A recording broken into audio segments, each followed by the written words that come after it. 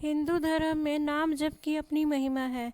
ऐसा माना जाता है कि यदि कोई व्यक्ति पूरे मन से भाव से भरकर परमात्मा का स्मरण करे तो उसे ईश्वर की कृपा प्राप्त हो जाती है।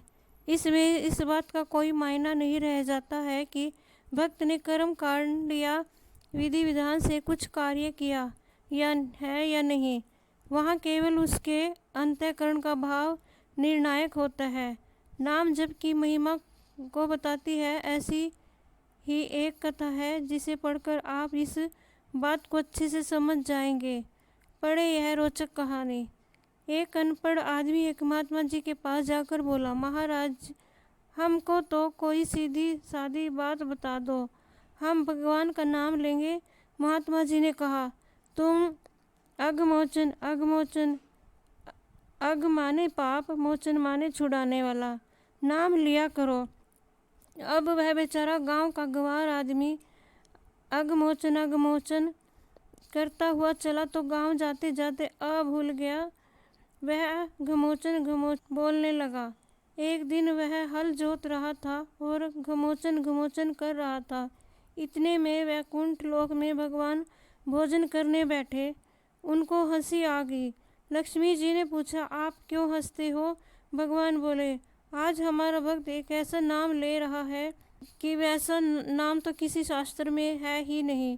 लक्ष्मी जी बोली, तब तो उसको देखेंगे और सुनेंगे कि कौन सा नाम ले रहा है। लक्ष्मी नारायण दोनों खेत में पहुँचे। पास में गड्ढा था। भगवान स्वयं तो वहाँ छिप गए और लक्ष्मी जी भक्त के पास जाकर पूछने लगी, अरे तू यह क्या घमोचन घमोचन बोल रहा है? उन्होंने एक बार, दो बार, तीन बार पूछा, परंतु वह कुछ उत्तर ही न दे। उसने सोचा कि इसको बताने में हमारा नाम जाप छूट जाएगा, अतः वह चुप रहा, बोला ही नहीं।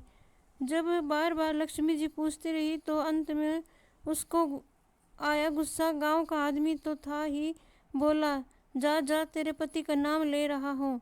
अब तो लक्ष्मी जी डरी कि यह तो हमको पहचान गया। फिर बोली, अरे तू मेरे पति को जानता है क्या? कहाँ है मेरा पति? एक बार, दो बार, तीन बार पूछने पर वह फिर झुंझलाकर बोला, वहाँ गड्ढे में है, जा। लक्ष्मी जी समझ गई कि इसने हमको पहचान लिया। नारायण भी वहाँ आ गए और बोले, लक्ष्मी, देख ली मेरे नाम की महिमा। यह अघमोचन और अघमोचन का भेद भले न समझता हो, लेकिन हम तो समझते हैं कि यह हमारा ही नाम ले रहा है। यह हमारा ही नाम समझकर घमोचन नाम से हमको ही पुकार रहा है। भगवान ने भक्त को दर्शन देकर कृतार्थ किया।